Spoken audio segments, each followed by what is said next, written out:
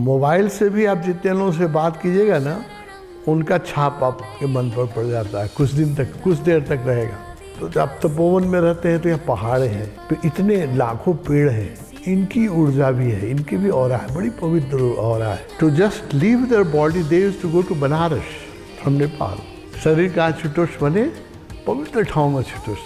When you sleep the master has freedom to work upon you.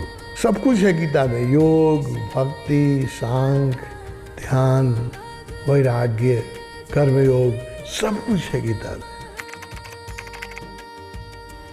हिजआज मान्छे हतारेर जान्छन् मन्दिरमा, तीर्थमा, दर्शन गर्छन्, सेल्फी खिच्छन्, बाहिर आएर नास्ता गर्छन् अनि फर्किहाल्छन्। लेकिन हमारी संस्कृति थी कि कम से कम 3 रात तीर्थ में रहना चाहिए। हमारे जो पूर्वज थे, जैसे मेरे ग्रैंडफादर वगैरह, जब 4 धाम गए थे, उस समय रोड भी नहीं था वहाँ, तो पूरा 4 धाम करने में, नेपाल से जाके 4 धाम करके आने में 2 महीने लग जाते थे। क्यों 2 महीने क्यों लगते थे? वो लोग हर तीर्थ में 3 दिन रहते थे। हरिद्वार से ही शुरू हो जाता है, हरिद्वार में 3 दिन, फिर आगे जाएंगे। क्योंकि हाम्रो संस्कृति के थियो भने दर्शन गरेर मात्रै पुग्दैन, मेन जो काम हुन्छ त्यो एनर्जीले, the main work happens in the energy field, the Buddha field. So just going down to the deity and returning back is not enough. You have to soak the energy of the place, no? So you have to stay few nights. That was our culture before. That 3 nights minimum, or if you can make 7 nights, the people used to stay. It was our culture that when the people used to get old, to just leave their body, they used to go to Banaras from Nepal. अहिले पनि नेपाली टोलाहरू छ बनारसमा, हरिद्वारमा, तपाईँ जानुभयो भने ऋषिकेशमा, सबै ठाउँमा Nepali toll छ, मैले देखेँ। किनभने मर्नलाई काठमाडौँमा नमर्ने होइन, जिउन यहाँ ठिक छ, मर्नलाई तीर्थमा जाने। वृन्दावनमा थुप्रै नेपाली, मेरै चिनेका साथीहरूको अहिले पनि आमा बुवाहरू चाहिँ वृन्दावनमा बसिराख्नु भएको छ होइन। शरीर कहाँ छुटोस् भने पवित्र ठाउँमा छुटोस्। वो लोग इतने कॉन्शियस हैं कि एक रात के लिए भी, जो वृद्ध लोग हैं कुछ, वो एक रात के लिए भी तीर्थ से आना नहीं चाहते, क्योंकि कहीं आए दूसरी जगह और प्राण छूट जाए ना। हमारे कई नेपाल के मित्र हैं, उनकी माँ वृंदावन में भी रह रही है। एक थी बद्रीनाथ में थी, अभी उन्होंने शरीर छोड़ा। वो लोग को एक रात के लिए भी नेपाल आने के लिए तैयार नहीं, एक दिन के लिए भी, कोई कभी नहीं, कब प्राण छूट जाएगा। तो ऐसी श्रद्धा थी, है ना, ऐसी श्रद्धा थी। और ऐसे जगहों पर प्राण छूटने पर सद्गति होती है, और क्योंकि ऊर्जा जो है ऊर्ध्वगामी रहती है, तो चेतना भी ऊर्ध्वगामी होता है। अब ये इंस्टेंट कॉफ़ी वाला कल्चर आया है, सब कुछ फास्ट, ना, सब कुछ फास्ट होना चाहिए। तो तीर्थों में भी लोग जाते हैं, बस गर्दन झुकाया, बाहर से निकल के सेल्फी खींची और चाय वाय पिया और लौट गए। तो इसका नहीं, हामीले यहाँ 7 दिन को शिविर लगाउने गरेका छौँ। इसलिए we conduct a 7-day retreat so that you can feel the energy, you can soak the energy. The visual thing we do meditation, we listen to the lecture, Osho lectures, but the main work happens when you sleep, when your conscious mind goes into the rest. Your unconscious mind is innocent. Then master work on your unconscious. When your conscious mind goes into the rest, the main work happens, spiritual work happens. When you sleep, then the master has freedom to work upon you. Conscious mind जो छ हाम्रो त्यसले विरोध गर्छ, त्यसले काम गर्न दिँदैन. त्यसले गुरुहरूले वेट गर्नु, 2 टाइममा काम गर्नु. जब हामी ध्यानमा गहिरो जान्छौँ र मन शान्त हुन्छ, चुप हुन्छ मन, तब रियल अमृत बर्सिन्छ, रियल काम हामीमाथि हुन्छ.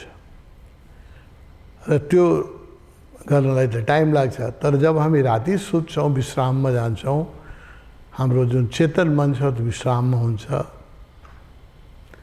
हामी इनोसेन्ट हुन्छौँ, बच्चा जस्तो. त्यस बेला हाम्रो माथि गुरुहरूले काम गर्नुहुन्छ. यस कारणले भगवानको किताबहरू पढ्नु होला. उहाँले बडा यसमा जोड दिनुभएको छ कि तीर्थमा रात्रि निवास गरौँ, रात्रिभर. So that's why we conduct 7 days camp, so that you had an opportunity to live here 8 nights. You come one day, 8 रात. तो आज तपाईको यो तीर्थ यात्रा, मङ्गल यात्रा पुरा हुँदैछ. You are not the same person who has come a week ago. Much work has been done upon you. सुरुका 1-2 दिनमा मान्छेलाई यहाँ हामीले नाचेको उफ्रेको देखेर अप्ठ्यारो लाग्छ. कसरी दिनभरि नाच्छन्, कसरी दिनभरि हो, पूरे दिन ये लोग नाचते हैं और जंप करते हैं और कुंडली करते हैं. तो देख के लोगों को थोड़ा आश्चर्य लगता है और कठिनाई भी होती है शुरू में 2-3 दिन. लेकिन अब अगर नहीं नाचे तो कठिनाई होगी.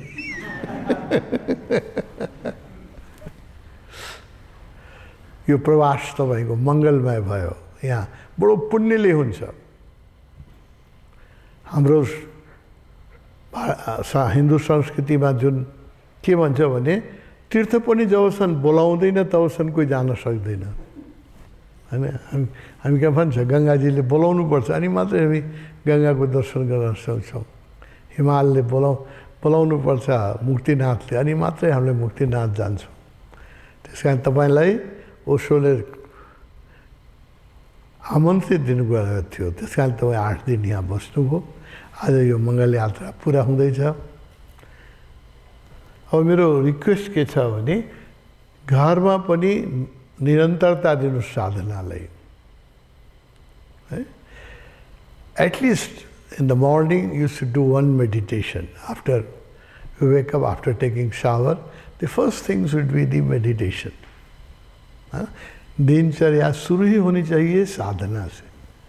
और सुबह का समय बहुत जितना सुबह आप कर सकें उतना अच्छा है. हमारे यहाँ कहते हैं मंगल वेला, ब्रह्म मुहूर्त 4 बजे से लेके और 7 बजे तक का जो समय है साधना के लिए बहुत सुंदर है.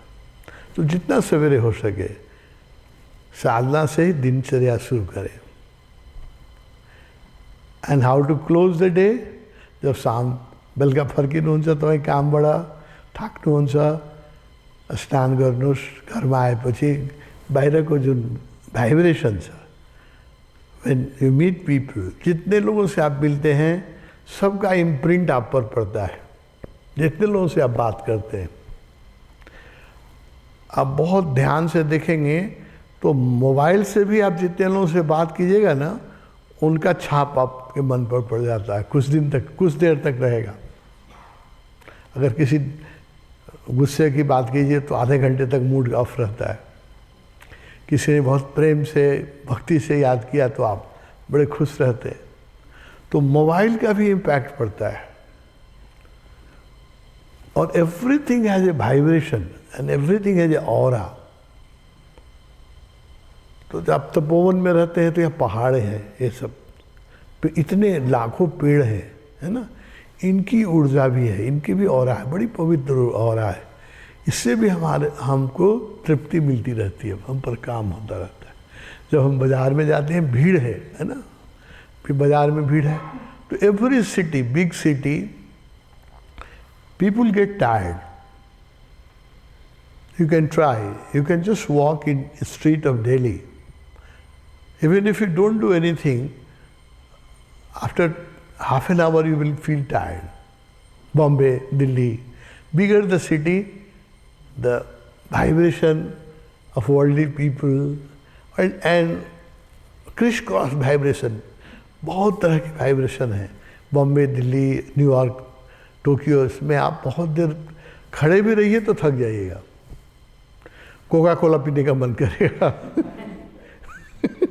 मतलब you feel need some energy और you feel like drinking a cup of tea, चाय पीने की. हम लोग आश्रम में रहते हैं तो ये सब चाय वाय पीने की कोई इच्छा नहीं रहती, लेकिन बाज़ार अगर जाएं और लोगों से बात करें, खास करके जो साधना नहीं करते हैं उनसे थोड़ी देर भी बात करें तो थक जाता है मन. तो मन करता है कुछ चाय मिल जाती है या कुछ एनर्जी ड्रेन हो जाती है. So here you have gain energy. यहाँ तपाईँले कमाउनु भएको छ, यहाँ केही गमाउनु भएको छैन, कमाउनु भएको छ. यो ऊर्जालाई उपयोग गर्नुहोस्. अब घरमा गए कल से ही करेंगे तो घर जाके परसों से ही करेंगे तब निरंतरता रहेगी. अगर 2-4 दिन छोड़ देंगे तो फिर शुरू करने में दिक्कत होगी, है ना. घर जाते ही इसी एक काम क्या कीजिए, सुबह में नहा धोने के बाद पहला काम एक ध्यान, खाली पेट में. ज़्यादा से ज़्यादा इच्छा हो तो एक चाय 1 कप पी सकते हैं. उसके बाद एक ध्यान जरूर कीजिए सुबह. Our day should start with a meditation. And when you come back from your business, your profession, then close your day also with a आरती. अभी जो हामीले गरे हैन, गुरुहरूको एउटै गुरुको तस्बिर, जोस गुरुमाथि तपाईँको श्रद्धा छ, जुन तपाईँको कुलदेवता हुनुहुन्छ, उहाँको आरती जरुर गर्नुहोस् हैन. बेलुका धूप एउटा बालेर, केही गर्नु पर्दैन, एउटा धूप बालेर यसो सम्झेर घुमाइदिनुहोस् र एकछिन मिल्छ भने कुनै ध्यान गर्नुहोस्, नभए ओशोलाई पढ्नुहोस्. यस्तो ओशोको साहित्य छ. त तपाईँको you should begin your day with meditation and close your day with devotion. शुरू करें दिनचर्या ध्यान से और उपासना और प्रार्थना से दिन का समापन करें. तो दिन भर आपने जो भी किया उस सब का सबसे आप मुक्त होकर बहुत अच्छी नींद आएगी. You will have a very sound sleep. Quality the sound sleep is also becoming rare. Most of the people who live in the big city they have this problem. 50% people in big city don't have natural sleep. They, especially city like New York and Tokyo or Peking or Delhi, people have difficulty. आधी रातिसम्म mobile चलाइराख्छन् मान्छे, निदै लाग्दैन. नहीं mobile चलाते रहते, TV देखते रहते हैं, नींद नहीं आती है.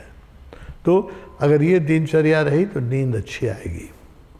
एंड भगवान का 7 से पुस्तक छन् भगवान का, गीता, उपनिषद, बुद्ध, जति गुरुहरू देख्नु भएको छ सबै गुरुमाथि ओशोले बोल्नु भएको छ. यस्तो अमूल्य निधि वेदव्यास, हामी भन्छौँ वेदव्यासले धेरै शास्त्र लेखे. ओशो आधुनिक युग का वेदव्यास हुनुहुन्छ. उन्होंने 700 बहुमूल्य साहित्य लिख दिया है. उनकी जो गीता की व्याख्या है, बहुत बड़े बड़े विद्वानों ने भी जो ओशो की गीता पढ़ी तो उन्होंने कहा कि इसके पहले तो गीता हमने समझी ही नहीं थी. मैंने भी बचपन से भी गीता, परिवार में हम लोग तो गीता पढ़ते ही हैं, तो बचपन से पढ़ता आया था गीता की व्याख्या, मुझे बचपन से इंटरेस्ट था. तो मैंने गीता की इतनी टिप्पाएँ पढ़ी. अरविंद की है नोट्स ऑन गीता, तिलक, बाल गंगाधर तिलक की है गीता रहस्य, गांधी जी की है गीता माता, विनोबा. मैंने 2500 व्यक्ति की गीता पर कमेंट्री पढी.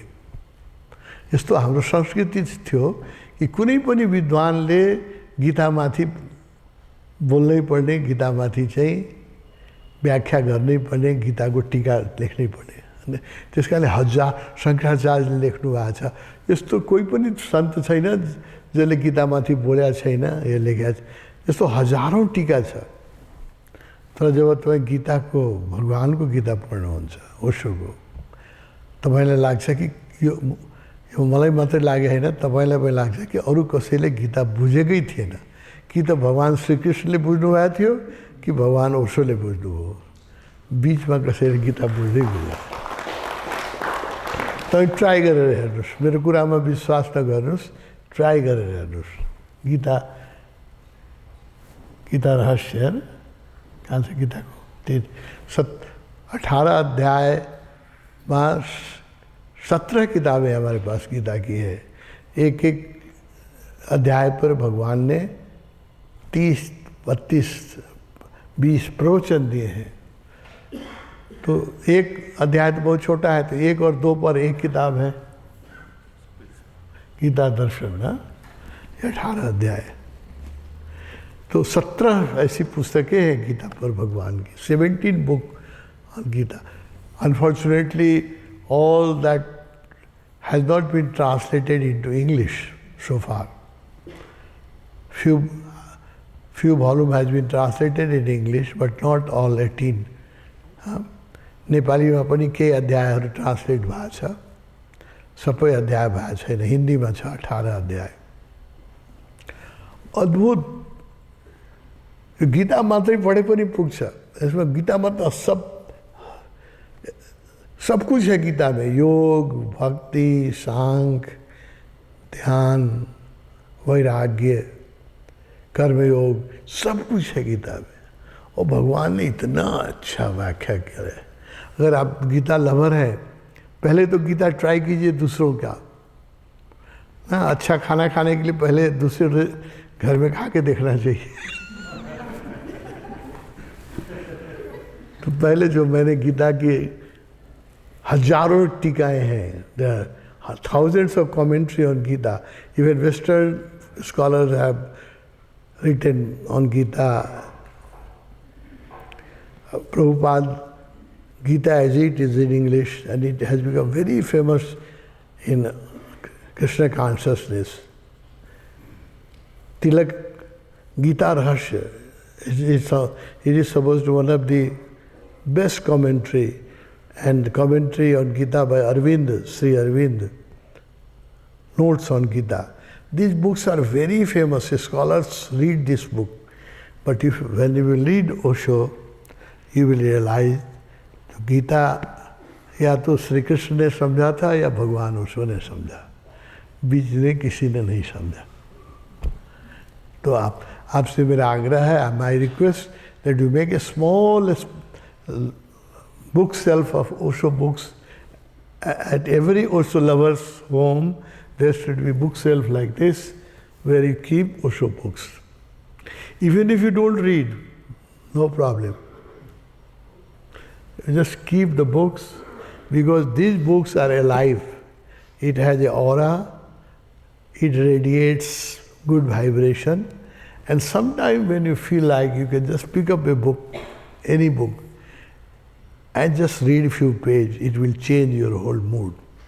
जब थाकेको हुन्छन् मन, कुनै कारणले मन डिस्टर्ब हुन्छ हैन, त्यसलाई के गर्नुस् भने गीता कुनै भगवानको 700 पुस्तक भन्दै एउटा पुस्तक कुनै तान्नुस्, जुन पाना खोल्नुस् हैन, जुन पाना खोल्नुस्, 2 पेज पढेपछि तपाईको मन शान्त भइहाल्छ।